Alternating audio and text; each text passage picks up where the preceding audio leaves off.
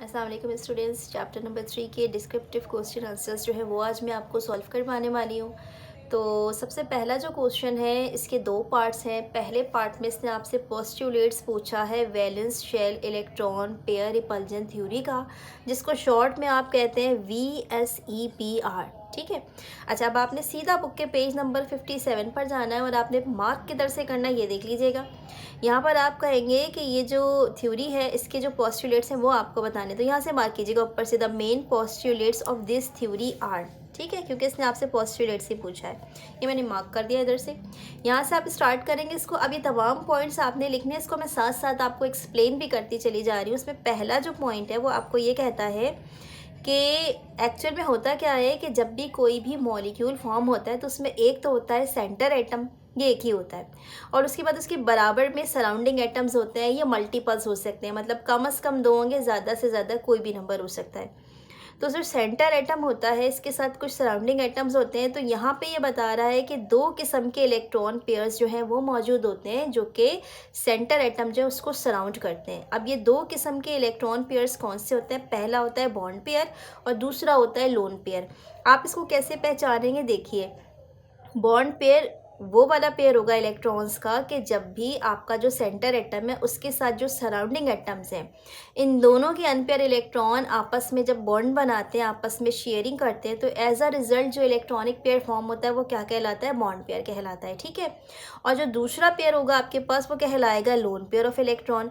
अब ये कौन से होंगे? ये वो वाले इलेक्ट्रॉन पेयर्स होते हैं जो कि सेंटर एटम के पास मौजूद होते हैं, लेकिन ये पेयर्ड होते हैं। ठीक है, यानी कि इनकी जो स्पिन होती है वो डबल होती है, तो ये बॉन्डिंग में हिस्सा नहीं लेते, लेकिन इसके बावजूद ये जो स्ट्रक्चर होता है इसको फॉर्म करते हैं। यानी कि बॉन्डिंग में किस सेंस में हिस्सा नहीं लेते कि जो सराउंडिंग एटम है इसके साथ तो ये कोई शेयरिंग नहीं करते, लेकिन ये जो लोन पेयर ऑफ इलेक्ट्रॉन है ये इटसेल्फ क्या करता है, जब बॉन्ड बन रहा होता है तो इस वक्त ये अपनी अपीयरेंस शो करता है और ये बॉन्ड फॉर्म करता है। ठीक है, मगर ये खुद सेंटर एटम का ही होगा, इसका सराउंडिंग एटम से कोई ताल्लुक नहीं होता। दोनों किस्म के जो बॉन्ड पेयर्स होते हैं और लोन पेयर्स ऑफ इलेक्ट्रॉन्स होते हैं ये एक्टिव सेट ऑफ इलेक्ट्रॉन्स कहलाते हैं, यानी कि ये बॉन्ड के स्ट्रक्चर को प्रिडिक्ट करने में बड़ा हेल्प करते हैं।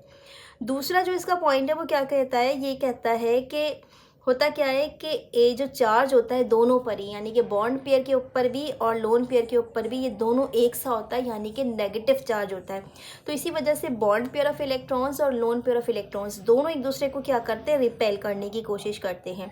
नंबर थर्ड पॉइंट में आपको बता रहा है कि क्योंकि बॉन्ड पेयर और इलेक्ट्रॉन पेयर्स दोनों में ही रिपल्जन मौजूद होती है, तो वो आपस में एक दूसरे को एक ही स्ट्रक्चर के अंदर कुछ इस तरीके से अरेंज करते हैं कि चार्ज तो दोनों के पास ही नेगेटिव है, लेकिन एज अ रिज़ल्ट इस किस्म की अरेंजमेंट इसने बना लेनी होती है कि इनकी जो रिपल्जन होती है ना बीच में between bond pairs and the lone pairs, ये मिनिमम हो जाए, यानी कम से कम एक दूसरे से ये रिपल्जन करें और इनके बीच में जो डिस्टेंस है वो ज़्यादा से ज़्यादा हो जाए। जितना भी उस स्ट्रक्चर के अंदर रहकर पॉसिबिलिटी होती है वो इतना रिपल्जन जो है वो से करता है। पॉइंट नंबर 4 में ये आपको बता रहा होता है कि जो फोर्स ऑफ रिपल्जन होती है ना लोन पेयर और बॉन्ड पेयर्स की, इसका एक सीक्वेंस होता है। यानी सबसे ज़्यादा रिपल्जन किधर होगी? लोन पेयर में, उसके बाद किस में होगी? लोन पेयर और बॉन्ड पेयर में, और सबसे कम जो है वो होगी बॉन्ड पेयर और बॉन्ड पेयर में। तो यहाँ पे मैंने कुछ एब्रीवेटेड वर्ड्स रख लिए हैं, इसको याद करना आपके लिए आसान हो जाएगा। आप भी चाहें तो इसी तरीके से इसको रिमाइंड कर सकते हैं। नंबर जो नेक्स्ट पॉइंट होता है उसमें आपको ये बताया जा रहा होता है कि फ़र्ज़ कर लीजिए किसी भी मॉलिक्यूल में अगर डबल बॉन्ड मौजूद है या ट्रिपल बॉन्ड मौजूद है, तो ये डबल बॉन्ड या ट्रिपल बॉन्ड जो है ये फॉर्म तो हो जाते हैं, लेकिन ये एक्टिव सेट ऑफ इलेक्ट्रॉन्स नहीं कहलाते। काउंटिंग में ज़रूर आ जाएंगे इलेक्ट्रॉनिक पेयर के, लेकिन ये डबल बॉन्ड या ट्रिपल बॉन्डिंग जो है ये एक्टिव सेट ऑफ इलेक्ट्रॉन्स में शामिल नहीं होते। और लास्ट जो पॉइंट है इसके पोस्टुलेट्स में वो आपसे ये कहता है कि एक्चुअल में जब आप शेप ऑफ मॉलिक्यूल्स जो है उसको कैलकुलेट करने जा रहे होते हैं या उसको आप ये कह लीजिए कि उसको सेट करने जा रहे होते हैं कि लीनियर है या ट्राइगोनल है या टेट्राहेड्रल है, तो उस वक्त जब आप वो सेटिंग कर रहे होते हैं उस शेप की, तो उसमें आपके पास जो इलेक्ट्रॉन पेयर है जो कि बॉन्डिंग होता है और जो नॉन बॉन्डिंग होता है, यानी कि बॉन्ड पेयर और लोन पेयर ऑफ इलेक्ट्रॉन दोनों ही के बिहाफ पर ये जो स्ट्रक्चर होता है ये फॉर्म हो रहा होता है। तो यहाँ पे valence shell electron pair repulsion theory जो है वो कंप्लीट हो जाती है। मैंने आपको बता दिया था कि कहाँ से इसको स्टार्ट करना और यहाँ तक आप इसको एंड करेंगे। कोशिश कीजिएगा तमाम पॉइंट्स इसको आप टिक कर लीजिए, क्योंकि अगर एक भी इसमें से मिस करेंगे तो पोस्टुलेट्स जो है वो इनकम्प्लीट रहेंगे। अब इसी क्वेश्चन का जो दूसरा पार्ट है ना डिस्क्रिप्टिव का, इसमें इसने आपको कुछ स्ट्रक्चर्स दिए हैं और कहा है कि प्रेडिक्शन कीजिए। तो स्टूडेंट्स असल में सवाल को आपने सॉल्व किस तरीके से करना है, आपने सिर्फ जस्ट ये नहीं बता देना कि फॉर एग्जाम्पल अगर एल्युमिनियम क्लोराइड है तो इसका जो स्ट्रक्चर है वो ट्राइगोनल प्लेनर है, बल्कि आपको बताना होता है कि किस टाइप में होती है, कितने बॉन्ड पेयर हैं, कितने लोन पेयर हैं, स्ट्रक्चर किस तरीके से फॉर्म होगा, क्योंकि ये लॉन्ग क्वेश्चन का पार्ट है। ठीक है, तो सबसे पहले मैं आ जाती हूँ फर्स्ट स्ट्रक्चर की तरफ, जिसमें उसने आपसे AlCl3 यानी एल्युमिनियम क्लोराइड जो है इसके बारे में पूछा है। तो ध्यान में रखिएगा ये वाली जो टाइप होती है इसमें एक सेंटर एटम है आपका और साथ में 3 सराउंडिंग एटम है, ये टाइप कहलाती है AX3 टाइप। ठीक है, तो AX3 टाइप में होता क्या है कि सेंटर एटम बीच में इस तरीके से मौजूद होता है और बाकी तीनों के तीनों जो एटम्स होते हैं वो इस तरीके से इसको 3 तरफ से सराउंड कर लेते हैं। जो एंगल बनेगा यहाँ पे ये बनता है आपका 120 डिग्री। ठीक है, और ये जो स्ट्रक्चर होता है इसका नाम होता है ट्राइगोनल प्लेनर। तो आपने कहाँ से मार्क करना है, गौर से देखिएगा। आपसे पूछा गया था कि एल्युमिनियम क्लोराइड AlCl3 जो है ना इसका स्ट्रक्चर आपने फॉर्म करना है, तो आप यहाँ से इसको मार्क लगाएंगे इन AX3 और यहाँ से मार्क लगा के आप इसको सीधा लेकर आ जाएंगे जहाँ पे मैंने लिखा हुआ है प्लेनर। ठीक है, यहाँ से यहाँ तक आपने इसको मार्क करना है, हेडिंग डालनी है आपको एल्युमिनियम क्लोराइड की और स्ट्रक्चर आपको ये वाला फॉर्म करना है। ठीक है, इसमें सारी बातें मौजूद है कि एंगल कितना है, स्ट्रक्चर का नाम क्या है और टाइप कौन सी है। सिमिलरली जो नेक्स्ट आपके पास है वो है CCl4 का, कार्बन टेट्राक्लोराइड का। अब इसमें आप क्या करेंगे, सबसे पहले टाइप बताएंगे। इसमें जो सेंटर एटम है वो कार्बन है और सराउंडिंग एटम 4 क्लोरीन है, तो ये टाइप कौन सी हो जाएगी, AX4। तो देखिए इस स्ट्रक्चर को गौर से कि इसमें सेंटर में मौजूद है कार्बन और बाकी इस तरीके से 4 तरफ से क्लोरीन जो है वो इसको सराउंड कर लेंगे। तो अब ये जो स्ट्रक्चर है ये कहलाता है टेट्राहेड्रोन। ठीक है, और ये इस तरीके से आपस में अरेंज हो जाते हैं टेट्राहेड्रल पैक की तरह कि इसका जो बॉन्ड एंगल होता है वो 109.5 डिग्री होता है। तो इसको भी आपने कैसे करना है, सबसे पहले हेडिंग डालनी है CCl4 की, फिर एग्जैक्टली आप यहाँ से इसको मार्क करेंगे पूरा मॉलिक्यूल्स विच हैव टेट्राहेड्रल और यहाँ पे लाके इसको एंड करेंगे 109.5 और ये वाली डायग्राम जो है उसको आपने साथ में बनानी है सपोर्ट करने के लिए। अगला जो स्ट्रक्चर इसने आपसे पूछा है वो है PH3 का। तो इसमें आप देख रहे हो PH3 में जो टाइप होती है वो कुछ इस तरीके से होती है कि इसमें कहलाता है AX3E, यानी फॉस्फोरस इसका सेंटर एटम है A। अब हाइड्रोजन 3 इसके साथ लगे होंगे जो कहलाएंगे X3 और E जो है इसका एक लोन पेयर ऑफ इलेक्ट्रॉन होगा। ठीक है, अब देखो गौर से ये किस तरीके से अरेंज होता है, सेंटर एटम इस तरीके से आ जाएगा फॉस्फोरस का, तीनों हाइड्रोजन ऐसे निकल जाएंगे कॉर्नर पे 1 2 3 और जो इसका लोन पेयर बचेगा वो इस तरीके से आ जाएगा।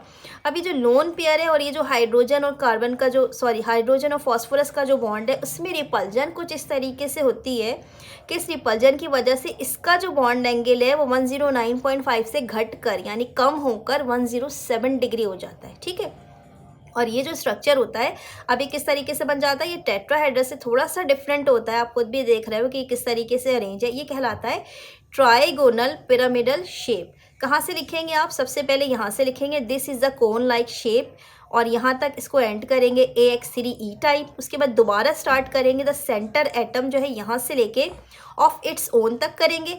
उसके बाद आपने एक और मार्क लगाना है नेक्स्ट पेज पर और ये मार्क आपको लगाना है टेट्राहेड्रल शेप से लेके जहाँ पे लिखा हुआ है पिरामिडल शेप तक। ठीक है, तो सबसे पहले आपने हेडिंग डाल दी थी PH3 की, उसके बाद वो तमाम मार्क्स जो मैंने 3 जगह आपको बताए हैं इस वाले टॉपिक के वो आपने लगाने और साथ में आपने डायग्राम बनानी है इसकी। अगला जो लास्ट आपके पास स्ट्रक्चर है वो एंगुलर शेप है, ये हाइड्रोजन सल्फाइड के लिए। तो स्टूडेंट्स इसकी जो टाइप होगी वो AX2E2 होगी। अब A इसमें सेंटर एटम है, ये कौन सा होगा, सल्फर। X2 जो है वो 2 हाइड्रोजन होंगे और E2 जो है वो एक्चुअल में 2 लोन पेयर ऑफ इलेक्ट्रॉन होगा। इसका स्ट्रक्चर देखो और से कैसे बनेगा, सेंटर में सबसे पहले आपके पास सल्फर आएगा, इसके साथ आप लाइन से 2 हाइड्रोजन यहाँ लगा दीजिए।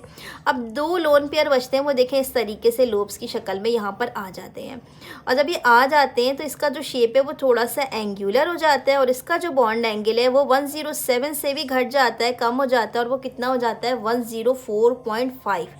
और ये जो स्ट्रक्चर है ये क्या कहलाता है, ये कहलाता है एंगुलर शेप ज्योमेट्री। कैसे लगाओगे आप इसको, सबसे पहले हेडिंग डालोगे H2S की, उसके बाद देखिए यहाँ से लगाएंगे आप this is an AX2E2 type, यहाँ से लेके आप यहाँ तक लिखेंगे एटम तक। उसके बाद जो सेकंड आपका पैरा बनेगा वो यहाँ से लिखिएगा lone pair repulsion is greater, और यहाँ से एंगुलर शेप तक आपने इसको एंड करना है। और उसके बाद ये वाली जो डायग्राम है वो इसको सपोर्ट करने के लिए आपने बना देनी है। तो यहाँ पे क्वेश्चन नंबर 1 का पार्ट नंबर 2 जो है वो भी मैंने एक्सप्लेन कर दिया है। अब नेक्स्ट क्वेश्चन जो है वो समझाती हूँ आपको मैं। इस क्वेश्चन में आपसे ये कहा जा रहा है कि हाइब्रिडाइजेशन क्या चीज़ है, ठीक है। इसके साथ साथ आपसे कहा जा रहा है कि sp3 और sp2 हाइब्रिडाइजेशन है, और इसमें CH4 और C2H4 ये दो मॉलिक्यूल्स जो इसका स्ट्रक्चर आपको बताना है। एक sp3 के लिए होगा, एक sp2 के लिए होगा। तो सबसे पहले तो ये समझ लीजिए हाइब्रिडाइजेशन क्या चीज़ होती है। पेज नंबर 61 पर सीधा आ जाइएगा अपनी बुक के, ठीक है। हेडिंग पुट करेंगे आप हाइब्रिडाइजेशन। पहले मैं आपको समझा देती हूँ ये होता क्या है। होता क्या है कि जब आपके पास इक्वल एनर्जी वाले छोटे छोटे से एटॉमिक ऑर्बिटल्स होते हैं, तो अगर वो आपस में ओवरलैप करते हैं तो इनकी ओवरलैपिंग की वजह से जो नए ऑर्बिटल्स बनते हैं वो इक्वल एनर्जी के ही होंगे। वो मिक्सिंग ऑफ दीस ऑर्बिटल्स की वजह से ही बनेंगे, लेकिन इनका जो स्ट्रक्चर होता है ना वो पुराने वाले जो ऑर्बिटल्स हैं उनसे डिफरेंट हो जाता है। यानी होता क्या है कि इक्वल एनर्जी वाले जो ऑर्बिटल्स हैं उन्होंने आपस में ओवरलैपिंग की, और ओवरलैपिंग करने के बाद न्यू ऑर्बिटल्स फॉर्म किया, और ये न्यू ऑर्बिटल्स जो है वो बिल्कुल आइडेंटिकल होंगे, एक जैसे होंगे। तो ये जो प्रोसेस है ये क्या कहलाएगा, हाइब्रिडाइजेशन। उर्दू में इसको कहते हैं मिलाप, ठीक है, या इख्तिलात कहते हैं इसको। तो इधर आ जाइए आप सीधा, आपने मार्क किधर करना है। अच्छा, एक बात और जहन में रखिएगा, आपके जो फर्स्ट ईयर का लेवल है ना इसमें सिर्फ आपको जो हाइब्रिडाइजेशन पढ़ाई जाएगी वो s और p ऑर्बिटल से रिलेटेड होगी। तो उसमें d ऑर्बिटल वाला जो स्ट्रक्चर्स है वो शामिल नहीं होगा फर्स्ट ईयर की बुक में, सही है। अच्छा, तो अब होता क्या है, यहाँ से आप मार्क करेंगे कि लाइनस पॉलिंग साहब जो है इन्होंने ये तमाम का तमाम जो कॉन्सेप्ट टेस्ट को दिया था, इन्होंने क्या बताया था, the mixing of different atomic orbitals to produce the same number of equivalent orbital having same shape and energy is known as hybridisation. जिस तरीके से अभी मैंने आपको बताया कि एक जैसी एनर्जी वाले जो ऑर्बिटल्स हैं वो आपस में ओवरलैप होंगे और न्यू ऑर्बिटल्स फॉर्म करेंगे। अब होता क्या है कि हम यहाँ पे लेके चल रहे हैं s और p ऑर्बिटल्स को। तो आपने सबसे पहले तो ये वाला पैराग्राफ पूरा मार्क कर लेना, ये लिखना है। उसके बाद ये वाला चार्ट जो है ना ये आपने याद रखना है और ये बनाना भी है। इसमें होता क्या है, ये आपसे कह रहा है कि फ़र्ज कर लीजिए आपके पास जो ऑर्बिटल्स हैं वो s और p हैं, तो कैसे बनेंगे ध्यान में रखिएगा। अगर आपके पास एक s और एक p ऑर्बिटल है तो एक्चुअल में दो ऑर्बिटल्स मिक्स हो रहे हैं, और हर ऑर्बिटल उसमें से जो बनेगा वो sp वाला होगा, ठीक है। उसके बाद फर्ज कर लीजिए आपके पास sp2 है, तो यहाँ पे देखिए p के दो ऑर्बिटल होंगे और s का एक होगा। तो टोटल कितने नंबर ऑफ ऑर्बिटल हो गए आपके पास, 3। और इन तीनों के जो ऑर्बिटल्स फॉर्म होंगे इनमें से हर एक जो है इसकी हाइब्रिडाइजेशन क्या कहलाएगी, sp2। अब अगला केस देखिए, ये है sp3 का। आपकी बुक में ना सीक्वेंस जो है वो ऊपर से नीचे है, मैं आपको नीचे से ऊपर इसलिए समझा रही हूँ ताकि समझने में आसानी हो आपको। यहाँ पर sp3 है तो p जो है वो 3 ऑर्बिटल है और s जो है वो 1 ऑर्बिटल है। कुल मिला के कितने ऑर्बिटल हो जाते हैं यहाँ पे आपके 4, ठीक है। तो ये जो 4 ऑर्बिटल है इनसे जो नए हाइब्रिडाइज्ड ऑर्बिटल बनेंगे इनमें से हर एक ऑर्बिटल जो है वो क्या कहलाएगा, sp3। तो ये जस्ट आपकी जो s कैरेक्टर और p कैरेक्टर है इसको आपको बताने की ज़रूरत नहीं है। इस चार्ट को जब आप ड्रॉ करेंगे तो सिर्फ ये 3 वाली हेडिंग रखेंगे, मिक्सिंग ऑफ ऑर्बिटल बताएंगे आपको, कितने हाइब्रिड ऑर्बिटल्स जो हैं वो प्रोड्यूस हो रहे हैं ये बताएंगे, और साथ में टाइप ऑफ हाइब्रिडाइजेशन जो है ये बताएंगे। यहाँ तक बताने के बाद अब आप जो है अपने क्वेश्चन का दूसरा हिस्सा करेंगे। इसमें इसने आपसे कहा है कि sp3 हाइब्रिडाइजेशन क्या है और मीथेन के मॉलिक्यूल में इसको बता दीजिए। तो ये मैं आपको एक्सप्लेन करी, बिल्कुल नेक्स्ट पेज पर है इसके। ये अभी sp3 हाइब्रिडाइजेशन जो इस पर आ जाइए आप, पेज नंबर 62 पर है ये बिल्कुल। सबसे पहले आपने ना ये sp3 हाइब्रिडाइजेशन की हेडिंग डालनी है, और उसके बाद ये जो पूरा फॉन्ट है पर्पल से कलर का, ये देखिए कॉम्बिनेशन ऑफ से लेके हाइब्रिडाइजेशन तक, इसको मार्क कर लीजिएगा। मैं आपको सिखा देती हूँ कि जब 3 p और एक s ऑर्बिटल्स आपस में कंबाइन होते हैं तो इस तरह की जो ओवरलैपिंग की वजह से जो हाइब्रिडाइजेशन फॉर्म होती है वो कहलाती है sp3 हाइब्रिडाइजेशन। और इसमें जो स्ट्रक्चर बनता है वो बनता है टेट्राहेड्रल स्ट्रक्चर, इसीलिए से ये भी कहा जाता है कि टेट्राहेड्रल हाइब्रिडाइजेशन है। इसकी बहुत कॉमन एग्जाम्पल है CH4 की, क्योंकि आपकी बुक में भी यही है। तो पहले मैं आपको यहाँ पे स्ट्रक्चर इसका बता देती हूँ कि CH4 में स्ट्रक्चर किस तरीके से होगा कि एक कार्बन ऐसे सेंटर में होगा, 4 हाइड्रोजन जो वो इस तरीके से होंगे, और ये जो स्ट्रक्चर बनाएंगे ये टेट्राहेड्रल होगा, इसका बॉन्ड एंगल होगा 109.5 का, ठीक है। अब आपको मैं ये सिखाती हूँ कि ये स्ट्रक्चर इस तरीके से बनता कैसे sp3 हाइब्रिडाइजेशन का। इस वाली बात को आपने बड़े गौर से समझना है। यहाँ पर देखिए कार्बन एटम जो होता है इसका जो एटॉमिक नंबर होता है वो होता है 6। तो जब ग्राउंड स्टेट में इसकी हाइब्रिडाइजेशन होती है तो वो कैसे होती है 1s2 2s2 2p2। आपको पता है जो p ऑर्बिटल है इसके फर्दर 3 और सब ऑर्बिटल्स होते हैं px py और pz।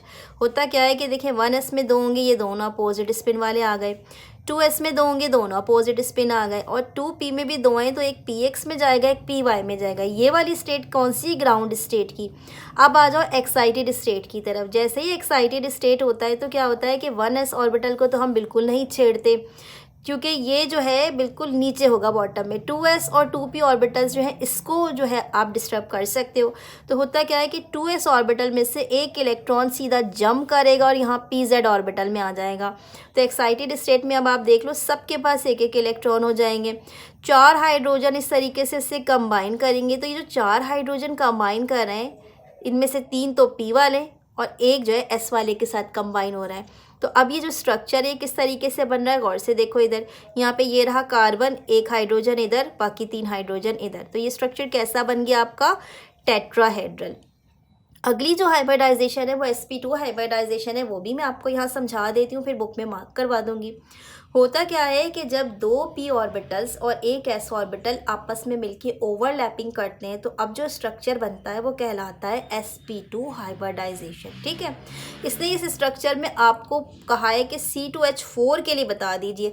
तो जहन में रखिए C2H4 का मतलब है सेंटर एटम आपका कार्बन है और जो उसके सराउंडिंग एटम है वो हाइड्रोजन है। लेकिन यहाँ पे 2 सेंटर एटम होंगे कार्बन के जो आपस में खुद भी डबल बॉन्ड के साथ जुड़े होंगे। ठीक है, आ जाइए फ़ौरन ही इसकी ग्राउंड स्टेट और एक्साइटेड स्टेट की तरफ। आपको मालूम है कि जो कार्बन एटम है इसकी हाइब्रिडाइजेशन के हिसाब से जो इसकी कॉन्फ़िगरेशन बन रही है इस वक्त ग्राउंड स्टेट में वो क्या है 1s2 2s2 2p2, बिल्कुल वैसे जैसे मीथेन के लिए मैंने आपको बताया था। अब होता क्या है कि जब ग्राउंड स्टेट से एक्साइटेड स्टेट में आता है तो एक इलेक्ट्रॉन सीधा जंप करता है और pz ऑर्बिटल जो है वहाँ पे मूव कर देता है। अब स्टूडेंट्स आपने गौर से देखना है कि जब हाइड्रोजन एटम जो है, क्योंकि हर कार्बन के साथ 2 हाइड्रोजन एटम ही अटैच हो जाता है, तो होता क्या है कि जो px और py ऑर्बिटल है ना इससे तो हाइड्रोजन आके अटैच हो जाते हैं। सही है, अब जो pz ऑर्बिटल बचता है ये क्या करता है, एक कार्बन का pz ऑर्बिटल दूसरे कार्बन के pz ऑर्बिटल के साथ मिलकर पाई बॉन्ड बना देगा। जबकि इसका ये जो 2s ऑर्बिटल बचा हुआ ये क्या करेगा, एक कार्बन एटम का 2s दूसरे कार्बन एटम के 2s के साथ मिलकर एक बॉन्डिंग बना देता है।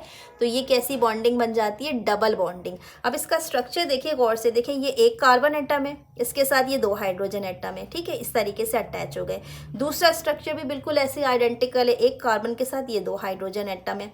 अब ये जो pz ऑर्बिटल बचता है पहले वाले कार्बन का, ठीक है, और दूसरे वाले कार्बन एटम का जिसमें सिर्फ एक एक इलेक्ट्रॉन्स मौजूद हैं, ये क्या करेंगे आपस में मिलके पाई बॉन्ड बना देंगे। और आपको पता है इसके 2 लोब होते हैं, अबव एंड बिलो। तो एक पाई बॉन्ड ऊपर बनता है, दूसरा पाई बॉन्ड जो है वो नीचे बन जाता है। और सेंटर में क्योंकि कार्बन और कार्बन ने बॉन्डिंग की होती है तो ये कौन सा बॉन्ड फॉर्म कर देता है, सिग्मा बॉन्ड, जिसकी वजह से यहाँ पे डबल बॉन्ड स्ट्रक्चर हो जाता है। अब आप इसको बुक में देखेंगे तो आपको ज़्यादा आसानी से और समझ में आ जाएगा। ठीक है, पेज नंबर 63 पर आ जाएंगे आप सीधा। sp2 हाइब्रिडाइजेशन जो है इसकी हेडिंग देखें और ये पर्पल कलर के फॉन्ट में पूरी डेफिनेशन मौजूद है, इसको एज इट इज़ लिख दीजिएगा। एक बार मैं रीड कर देती हूँ। The mixing of 1s and 2p orbitals to produce 3 sp2 hybrid orbital is referred as sp2 और इसका दूसरा नाम है ट्राइगोनल हाइब्रिडाइजेशन। ठीक है, अब इसने आपसे जो स्ट्रक्चर पूछा था C2H4, इसको देख लीजिए, बिल्कुल इसके नेक्स्ट पेज पर है ये। पेज नंबर 64 पर आ जाएंगे आप। ठीक है, यहाँ पर देखिएगा हेडिंग है इथीन मॉलिक्यूल C2H4। यहाँ से लिखिएगा, पूरा लिखिएगा एज इट इज़, यहाँ से लेके यहाँ तक, और ये डायग्राम है।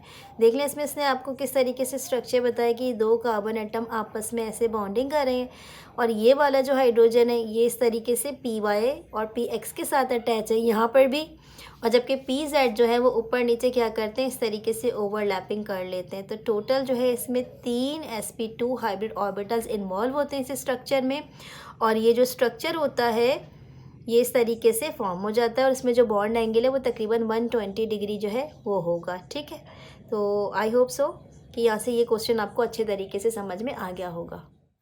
क्वेश्चन नंबर 3 पर आ जाइए।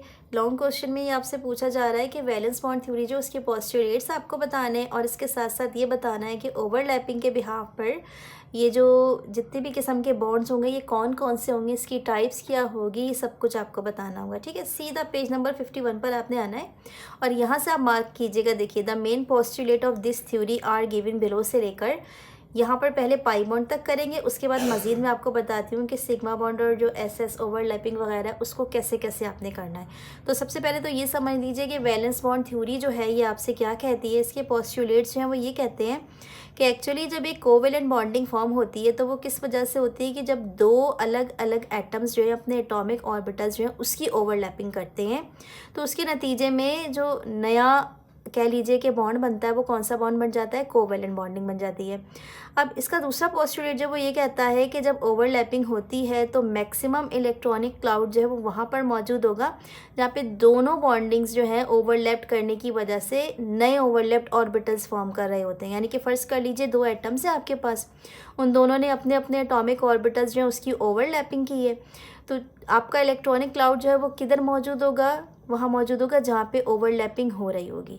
अब नंबर 3 पॉइंट जब आपसे ये कह रहा है कि इलेक्ट्रॉन्स किधर मौजूद होंगे, जहाँ पर ये ओवरलैप्ड ऑर्बिटल्स फॉर्म होते हैं। फ़र्ज़ कर लीजिए एक एटम का ओवरलैप ऑर्बिटल है दूसरे एटम के साथ, तो इलेक्ट्रॉनिक क्लाउड्स किधर मौजूद होगा, जहाँ पर दोनों एक दूसरे से कंबाइन हो रहे होंगे वहीं पर मौजूद होगा। लेकिन कंडीशन क्या होगी कि अगर एक एटम का जो इलेक्ट्रॉन है उसकी स्पिन प्लस हाफ है तो दूसरे वाले की माइनस हाफ है, इसलिए यहाँ पर ये वाला सेंटेंस यूज़ किया गया है कि it should be in opposite spin. ठीक है, नंबर 4 पर आ जाइए। ये कहता है कि स्ट्रेंथ ऑफ बॉन्ड भी इससे आप मालूम कर सकते हैं और ये किस तरीके से आपको पता चलेगी, जितनी ज़्यादा एटॉमिक ऑर्बिटल्स की ओवरलैपिंग होगी उतना ही स्ट्रॉन्ग जो है ये बॉन्ड फॉर्म होगा। ठीक है, नंबर 5 जो पोस्टुलेट है वो ये कहता है कि एक्चुअल में फ़र्ज़ कर लीजिए कि दो एटम्स जो हैं वो ओवरलैपिंग में इन्वॉल्व हैं, तो दोनों एटम्स जो उनके अपने अपने एटॉमिक ऑर्बिटल्स जो हैं वो मौजूद होंगे, लेकिन इलेक्ट्रॉनिक पेयर जो है वो शेयरिंग हो रहा होगा दोनों एटम्स का और इलेक्ट्रॉनिक क्लाउड वहीं पर मौजूद होगा और दोनों के जो अपने अपने एटॉमिक ऑर्बिटल्स हैं वही ओवरलैपिंग में पार्टिसिपेट कर रहे होंगे, मगर इनकी अपनी जो आइडेंटिटी है वो डिस्टर्ब नहीं होगी। ये वैलेंस बॉन्ड थ्योरी थी। तो इसके बिहाफ पर इसने बताया आपको कि दो किस्म के बॉन्डिंग्स जो हैं ये कोवेलेंट बॉन्ड्स जो हैं उसमें फॉर्म होते हैं। पहला बॉन्ड होता है सिग्मा बॉन्ड और दूसरा होता है पाई बॉन्ड। तो रफली मैं आपको पहले बता दूं कि सिग्मा बॉन्ड जो है उसकी कोई ओरिएंटेशन नहीं होती, उसका एक ही शेप होता है। ठीक है, जबकि जो पाई बॉन्ड होता है उसमें ओरिएंटेशंस होती हैं px, py और pz। सही है, तो अब आपने क्या करना है, पहले आपने मेन पोस्टुलेट से लेके यहाँ से लेकर पाई बॉन्ड तक लगाया। अब आप इसकी सब हेडिंग्स डालेंगे। फर्स्ट सब हेडिंग होगी इसकी सिग्मा बॉन्ड। कहाँ से लिखेंगे आप, यहाँ देखिए, it define as the bond form by head to head overlapping of the half filled atomic orbital. Sigma bond कब बनेगा आपका, जब दो जो एटम्स हैं उनके एस वाले जो ऑर्बिटल्स हैं वो आपस में ओवरलैपिंग करेंगे तो सिग्मा बॉन्ड फॉर्म होगा। और इसकी पहचान क्या होती है कि इसमें जो कह लीजिए कि एटॉमिक ऑर्बिटल बनता है वो हेड टू हेड ओवरलैपिंग की वजह से सिग्मा बॉन्ड फॉर्म कर रहा होता है। तो इसकी जो है मज़ीद टाइप्स होती हैं, वो कितनी टाइप्स होती हैं देख लीजिए। पहली वाली होती है एस ओवरलैपिंग। अब इसमें होता क्या है कि ये कब होगा, जब फ़र्ज़ कर लीजिए कि दो एटम्स जो हैं उनके एस वाले ऑर्बिटल्स जो हैं वो आपस में अपने अपने एस ऑर्बिटल्स को जो है कंबाइन करेंगे, तो एज अ रिज़ल्ट ये वाली जो ओवरलैपिंग होगी वो कहलाएगी एस ओवरलैपिंग। ठीक है, ये केस आपको किस में देखने को मिलेगा, हाइड्रोजन मॉलिक्यूल में। ये बुक में मौजूद भी है पेज नंबर 52 पर। मैं भी आपको इसको एक्सप्लेन कर देती हूँ किस तरीके से है ये। यहाँ पर देखें आप, ये एक हाइड्रोजन है और ये दूसरा हाइड्रोजन है, यानी हमें क्या करना है, हाइड्रोजन मॉलिक्यूल फॉर्म करना है। तो हाइड्रोजन का आपको पता है कि एक ही ऑर्बिट होता है और उसमें एक ही इलेक्ट्रॉन होता है 1s में। तो इसका ये इलेक्ट्रॉन ये रहा और दूसरे वाले हाइड्रोजन का ये रहा। अब होता क्या है कि जाहिर सी बात है कि अकेले एग्जिस्ट नहीं कर सकता, तो एक हाइड्रोजन जो है वो दूसरे हाइड्रोजन के साथ इस तरीके से ओवरलैपिंग करेगा और एक फॉर्म करेगा बॉन्ड जिसको हम कहेंगे सिग्मा बॉन्ड। तो देखिए कुछ इस तरीके से सिचुएशन हो जाती है कि इसका एक इलेक्ट्रॉन और इसका एक इलेक्ट्रॉन इसने आपस में हेड टू हेड ओवरलैपिंग कर ली, क्या चीज़ बन गई, हाइड्रोजन मॉलिक्यूल। अब जो दूसरा वाला टाइप होता है सिग्मा बॉन्डिंग में वो होता है एस और पी ओवरलैपिंग से। इसका मतलब होता है कि एक ऑर्बिटल जो है वो एस है, दूसरा जो है वो पी है, तो कुल मिला के दो ऑर्बिटल्स जो हैं वो इसमें इन्वॉल्व हो जाते हैं। अब आप इसने आपने करना क्या है, इसमें सबसे पहले आप SP ओवरलैपिंग की हेडिंग पुट करेंगे और उसके बाद यहाँ से लिखेंगे it is the overlapping of half filled S, और यहाँ से लेके आप सीधा इधर आ जाएंगे जहाँ लिखा हुआ है SCl एटसेट्रा। उसके बाद इसकी डायग्राम है कैसे है मैं आपको बता देती हूँ। जैसा कि मैंने अभी आपको बताया कि इसमें एक S और एक P ऑर्बिटल जो है वो इन्वॉल्व होंगे, यानी कुल मिला के 2 ऑर्बिटल्स। अब ये बनता कैसे है, लेट्स सपोज मेरे पास से हाइड्रोजन फ्लोराइड यानी HF, तो आपको पता है कि जो हाइड्रोजन है इसके पास एक ही इलेक्ट्रॉन होता है 1s में, ये यहाँ पर मौजूद है, ठीक है। अब फ्लोरीन जो है इसकी कॉन्फ़िगरेशन क्या होती है, इसके पास होते हैं 9, इसका एटॉमिक नंबर क्या होता है 9। इसकी फिलिंग कैसे करेंगे आप, 1s2 2s2 अब 2px 2py, ठीक है, 2pz। अब होता क्या है कि जब आप इसकी फिलिंग करते हैं तो पहले तो सिंगल सिंगल ऑक्यूपाइड हो जाते हैं, फिर डबलिंग पर आते हैं, तो डबलिंग पर आते आते यहाँ 2pz पर सिर्फ एक ही बचता है आपके पास, ठीक है, ये डबल नहीं हो पाता। ये क्या करता है, हाइड्रोजन के साथ शेयर करता है। तो देखिए हाइड्रोजन का s ऑर्बिटल है और इसका कौन सा है, pz ऑर्बिटल है। क्योंकि ये दोनों आपस में कंबाइन होंगे तो ये हाइब्रिडाइजेशन कौन सी हो जाएगी, sp टाइप की, और इसको कहेंगे आप sp ओवरलैपिंग। तो जब ये बनेगा इस तरीके से स्ट्रक्चर फॉर्म हो जाएगा कि ये देखें, ये हाइड्रोजन है, इसकी एक स्पिन है, और ये फ्लोरीन इसकी अपोजिट स्पिन हो जाएगी, और ये दोनों आपस में कंबाइन हो जाएंगे, और इस तरह की जो ओवरलैपिंग होगी वो क्या कहलाएगी, sp ओवरलैपिंग। जो तीसरी टाइप है आपके पास ये होगी pp ओवरलैपिंग। ये नेम इंडिकेट कर रहा है कि इसमें 2 p ऑर्बिटल्स जो हैं वो कंबाइन होंगे। आपने लिखना किधर से, हेडिंग पुट करना है pp ओवरलैपिंग, और यहाँ से देखिए it is the overlapping of half fill p orbitals of 2 combining atoms. यहाँ से लेके आप यहाँ तक लिखेंगे फ्लोरीन मॉलिक्यूल्स। होता क्या है कि आप 2 फ्लोरीन जो है ना इसको ले लीजिए, एक फ्लोरीन एटम और फिर ये दूसरा फ्लोरीन एटम। अब इसकी कॉन्फ़िगरेशन चेक कर लीजिए, एटॉमिक नंबर फ्लोरीन, हर फ्लोरीन का होगा 9। तो ये किस तरीके से फिल होंगे, 1s2 2s2, सबसे पहले 2px1 2py1 2pz1 होंगे, उसके बाद डबल होगा। जब डबल होगा तो px में डबल हो जाएगा, py में डबल हो जाएगा, pz डबल होने से रह जाएगा, क्योंकि यहाँ तक आते आते 9 नंबर जो है वो फिनिश्ड हो जाता है। तो अब इसके भी pz ऑर्बिटल में सिर्फ एक स्पिन बचती है इलेक्ट्रॉन की, और इस वाले में भी एक ही इलेक्ट्रॉन बचता है। तो ये दोनों आपस में क्या करेंगे, कंबाइन हो जाएंगे। इस तरह की जो ओवरलैपिंग होगी इसमें देखें p ऑर्बिटल कंबाइन हो रहा है, फ्लोरीन पहले वाले का भी और फ्लोरीन दूसरे वाले का भी। तो ये जब आपस में इस तरीके से कंबाइन होते हैं तो इस तरह की जो ओवरलैपिंग से सिग्मा बॉन्ड बनता है वो कहलाता है PP ओवरलैपिंग, ठीक है। तो सर आपने सीखा कि सिग्मा बॉन्ड जो है वो 3 तरीके के हुए, SS SP और PP ओवरलैपिंग।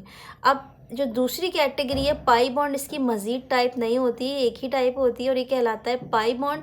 और ये जो है ये लेटरल ओवरलैपिंग से होता है, या आप इसको इस तरीके से कह लीजिए साइड बाय साइड ओवरलैपिंग होती है, ठीक है। इसको भी समझा देती हूँ मैं आपको, ये पेज 53 पर है, बिल्कुल इसके नेक्स्ट पेज पर। पाई बॉन्ड पर आ जाइए। यहाँ पर देखिए आपने कहाँ से लिखना है, this bond is formed by से लेकर यहाँ तक लिखिएगा सिग्मा बॉन्ड, और इसकी एग्जाम्पल लिख दीजिएगा, एग्जाम्पल ऑफ मॉलिक्यूल्स, यहाँ से लेकर यहीं तक लिख दीजिएगा, ठीक है। इस डिटेल को मत लिखिएगा, ये एक्स्ट्रा है, मैं आपको समझा देती हूँ कि इसमें होता क्या है। फ़र्ज़ कर लीजिए आप लेते हैं ऑक्सीजन, ठीक है, तो हर ऑक्सीजन जो है इसमें आपको पता है इसका एटॉमिक नंबर होता है 8। तो जब आप इसकी पेयरिंग करते हैं तो होता क्या है कि जो PY और PZ इसमें एक एक इलेक्ट्रॉन बचता है। तो क्योंकि हर ऑक्सीजन के PY और PZ में एक इलेक्ट्रॉन बचता है, तो जब आप दूसरा ऑक्सीजन एटम लेंगे तो उसके भी PY और PZ में एक ही इलेक्ट्रॉन बचेगा।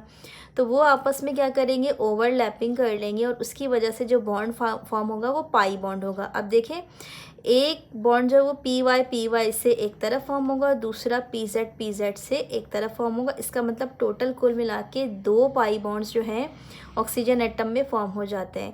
तो क्योंकि ये वाली जो बॉन्डिंग होती है ये लेटरल होती है, मतलब आप देख रहे हैं अबव द प्लेन और बिलो द प्लेन होती है, तो इलेक्ट्रॉनिक डेंसिटी भी जो है वो वहीं मौजूद होती है जहाँ पर बॉन्ड फॉर्मेशन हो रही होती है, यानी कि अबव द प्लेन और बिलो द प्लेन।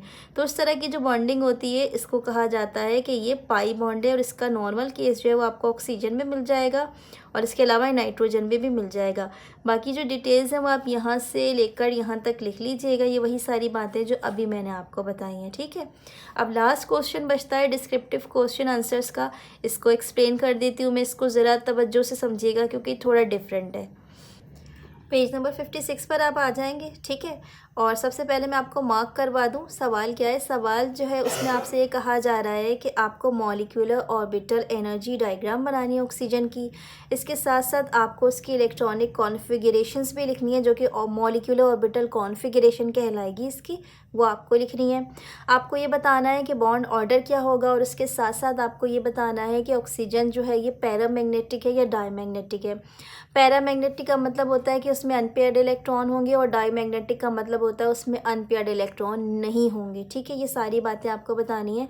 तो पहले तो मार्क कर लीजिए कि आपको काम कहाँ से कहाँ तक करना है। तो पेज 56 पर आप आएंगे, सीधा आपने यहाँ से देखें मार्क करना है, इलेक्ट्रॉनिक कॉन्फ़िगरेशन से लेकर यहाँ तक मार्क करना है, और ये वाली डायग्राम बनानी है। अब इसको समझा देती हूँ मैं, इसको बहुत तवज्जो से आपने समझना है कि ये किस तरीके से बनती है।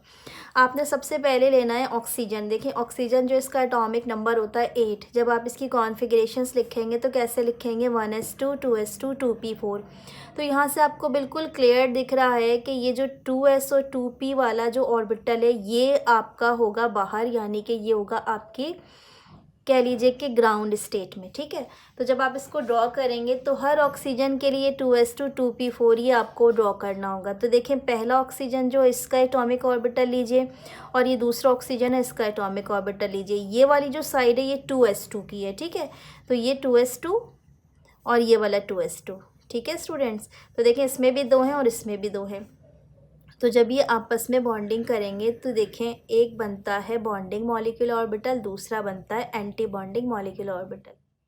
तो ये जो एंटी बॉन्डिंग मॉलिक्यूलर ऑर्बिटल है इसको देख लिया आप, इसको आप कहते हैं कि ये है सिग्मा स्टार 2s, और जो बॉन्डिंग मॉलिक्यूलर ऑर्बिटल है इसको आप कहते हैं सिग्मा 2s। ठीक है, तो अब आप देखें एक इसका, ये वाला हो गया बॉन्डिंग मॉलिक्यूलर ऑर्बिटल, और इसी तरीके से एक इसका और एक इसका, ये हो गया एंटी बॉन्डिंग मॉलिक्यूलर ऑर्बिटल।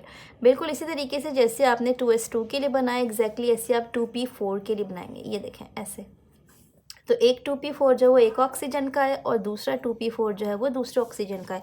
तो देखिए इसकी कॉन्फ़िगरेशन किस तरीके से, पहले आप सिंगल करते हैं उसके बाद डबल करते हैं, क्योंकि p में टोटल कितने इलेक्ट्रॉन्स मौजूद है, 4। ठीक है, इस तरीके से।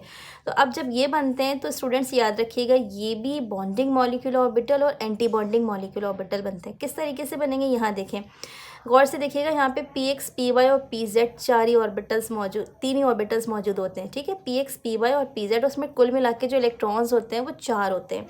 अब गौर से देखिएगा यहाँ पे सबसे पहले px जो है वो ओवरलैप करेगा, ये डबल हो जाएगा, फिर py करेगा, फिर pz करेगा, क्योंकि इसकी जो कह लीजिए कि नेमिंग है वो किस तरीके से, गौर से देखिएगा, यहाँ पर है सिग्मा 2px, ये है पाई 2py, और ये है पाई 2pz।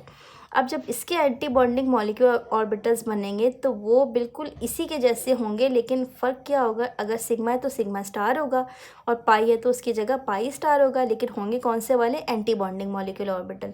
तो अब देखें यहाँ से कितने, 4, px जो है वो कंबाइन हो जाता है, इसका px इसका px। ठीक है, क्या बन जाता है यहाँ पे, सिग्मा 2px। इसी तरीके से py कंबाइन हो जाएगा, इसका py इसका py कंबाइन हो जाएगा। इसी तरीके से pz जो उसमें से एक एक ऑर्बिटल कंबाइन हो जाएगा, लेकिन एक इलेक्ट्रॉन इसका और एक इलेक्ट्रॉन इसका बच जाता है। तो होता क्या है कि जब ये एंटी बॉन्डिंग मॉलिक्यूलर ऑर्बिटल्स में जाते हैं तो 2py में पहले सिंगल आ जाता है और 2pz में सिंगल आ जाता है। ये लोग इस वक्त बेयरिंग नहीं कर सकते, क्योंकि रूल क्या होता है कि पहले इनको सिंगली ऑक्यूपाई करना पड़ता है। यहाँ तक आते आते इलेक्ट्रॉन्स फिनिश हो जाते हैं, और जो आपके पास ये सिग्मा स्टार px बचता है, ये वाला ऑर्बिटल एम्प्टी हो जाता है। तो याद रखिएगा जब आप इसकी एनर्जी लेवल्स बनाते हैं तो सबसे हाईएस्ट एनर्जी किधर होती है, सबसे हाईएस्ट एनर्जी होती है इस सबसे टॉप वाले में। ठीक है, जिसका नाम क्या है, सिग्मा स्टार px। फिर इसकी इससे कम होगी, ये दोनों क्योंकि आइडेंटिकल हैं तो ये कह लीजिए कि पाई स्टार 2py और पाई स्टार 2pz, इन दोनों की एनर्जी बिल्कुल इक्वल होगी। ठीक है, सबसे ज़्यादा इसकी है, फिर उससे कम इसकी है, फिर उससे कम इसकी है, फिर उससे कम इसकी है, फिर इससे कम इसकी है, और सबसे लास्ट जो है वो इसकी बचती है। तो जब आप इसका ये कह लीजिए कि एनर्जी लेवल लिखते हैं कि एनर्जी ऑर्डर क्या है, तो यही वाला सीक्वेंस याद रखिएगा कि सबसे हाईएस्ट वाला जो है इसकी एनर्जी सबसे हाईएस्ट होगी, और सबसे लोएस्ट वाला जो है उसकी सबसे लोएस्ट होगी। पूरी कॉन्फ़िगरेशन एज इट इज़ यहाँ पर लिखी हुई है। इसके साथ साथ आपको एक बात जो इन्होंने यहाँ पर इस मॉलिक्यूलर ऑर्बिटल में नहीं बताई वो था 1s2 वाला ऑर्बिटल। तो 1s2 ऑर्बिटल भी बिल्कुल ऐसा ही बनता है जैसे 2s2 ऑर्बिटल बनता है। उसमें भी एक बनता है बॉन्डिंग मॉलिक्यूलर ऑर्बिटल और दूसरा कौन सा बनता है, एंटी बॉन्डिंग मॉलिक्यूलर ऑर्बिटल। और इसका नाम क्या होता है, सिग्मा 1s और सिग्मा स्टार 1s। ये बिल्कुल इसी तरीके से बनता है, आइडेंटिकल। ठीक है। अच्छा, तो यहाँ पे क्वेश्चन की 2 बातें कंप्लीट हो गई। एक तो आपने मॉलिक्यूलर ऑर्बिटल एनर्जी डायग्राम जो है वो बनानी सीख ली, दूसरी आपने ये सीख ली कि जो एनर्जी ऑर्डर है वो किस तरीके से निकाला जाएगा। अब जो नेक्स्ट जो बात है वो क्या होती है कि आपको बॉन्ड ऑर्डर मालूम करना है इसमें, यानी आपको कैसे पता चलेगा कि ऑक्सीजन जो उसमें डबल बॉन्ड है या सिंगल बॉन्ड है। उसका तरीक़ेकार बड़ा आसान है। देखिए यहाँ एक फार्मूला लिखा हुआ है, बॉन्ड ऑर्डर ऑफ ऑक्सीजन या किसी भी कह लीजिए कि मॉलिक्यूल का जो बॉन्ड ऑर्डर है उसको निकालने का एक ही फार्मूला होता है कि आप क्या करते हैं कि जो number of electrons bonding orbitals में है उसमें से माइनस कर देते हैं number of electrons in anti bonding orbital और उसको डिवाइड कर देते हैं 2 से। अब मैं आपको सिखा देती हूँ यहाँ पे कि जो बॉन्डिंग मॉलिक्यूलर ऑर्बिटल है वो 10 कैसे आते हैं। ठीक है, तो सबसे पहले तो देख लें बॉन्डिंग मॉलिक्यूलर ऑर्बिटल। सबसे पहले आपको निकलेगा 1s2, इसमें होंगे 2। उसके बाद ये वाला आ जाएगा 2s, इसमें होंगे 2। कितने हो जाते हैं, ये 4 हो जाते हैं। ठीक है, उसके बाद देखें 5 6 7 8 9 10। दोबारा देख लीजिएगा, 1s2 के 2 होंगे जो अभी हमने यहाँ ड्रॉ नहीं किए हुए। उसके बाद ये आ गए 2s के, ये कितने हो जाते हैं 4। फिर यहाँ देखिए बॉन्डिंग मॉलिक्यूलर ऑर्बिटल px के 2, py के 2 और pz के 2। तो यहाँ से 6, यहाँ से 2 8 और इसके 2 10, टोटल 10 हो जाते हैं बॉन्डिंग मॉलिक्यूलर ऑर्बिटल। अब आ जाइए एंटी बॉन्डिंग मॉलिक्यूलर ऑर्बिटल। ये कैसे निकालोगे आप, ये भी बिल्कुल ऐसे निकालोगे। देखें इसने 1s2 वाले का तो बताया नहीं, लेकिन ये बिल्कुल आइडेंटिकल होता है जैसा कि 2s2 का होता है। तो 2 इसके हो जाएंगे और 2 इसके हो जाएंगे, कुल मिला के कितने हो जाते हैं 4। और यहाँ पर देखें 1 5 और ये 1 6, तो कुल मिला के कितने हो गए एंटी बॉन्डिंग मॉलिक्यूलर ऑर्बिटल 6। ठीक है, 10 में से आपने 6 को माइनस करना और डिवाइड करना आंसर को 2 से, आपके पास आ जाएगा 2। इसका मतलब इसका जो बॉन्ड ऑर्डर है 2 है। इसका मतलब ऑक्सीजन और ऑक्सीजन के बीच में जो बॉन्डिंग होगी वो हमेशा क्या होगी, डबल। तो इस बॉन्ड ऑर्डर से पता चल जाएगा आपको कि क्या चीज़ है, डबल बॉन्ड है ऑक्सीजन में। और जो सबसे लास्ट क्वेश्चन है, इसने आपसे पूछा था कि पैरा मैग्नेटिक है या डाई मैग्नेटिक है। तो ये वाली बात जो है वो भी यहीं पे आपको क्लियर हो जाएगी। अगर को आपको एंटी बॉन्डिंग मॉलिक्यूलर ऑर्बिटल में अनपेयर इलेक्ट्रॉन नज़र आ रहे होंगे तो वो हमेशा क्या होगा, पैरामैग्नेटिक। तो यहाँ आपको बिल्कुल क्लियर 2 इलेक्ट्रॉन्स ऐसे दिख रहे हैं, 2 ऑर्बिटल ऐसे दिख रहे हैं py और pz, जिसमें एक एक इलेक्ट्रॉन्स मौजूद हैं। तो इसलिए क्योंकि इसमें 2 अनपेयर्ड इलेक्ट्रॉन मौजूद हैं, ये स्ट्रक्चर जो है ये है पैरामैग्नेटिक यानी अनपेयर्ड इलेक्ट्रॉन वाला। तो यहाँ पे आप लिख देंगे कि ये है पैरामैग्नेटिक। तो इस तरीके से ये सवाल जो है ये आपका कंप्लीट हो जाता है और इसके साथ ही डिस्क्रिप्टिव क्वेश्चन आंसर्स जो है वो हमारे कंप्लीट हो जाते हैं। इंशाल्लाह ताला अगली वीडियो में जो है मैं सेल्फ असेसमेंट्स जो है उसको शूट करेंगे हम। तो तब तक के लिए मुझे अपनी दुआ में याद रखिएगा। टेक केयर एंड अल्लाह हाफिज़।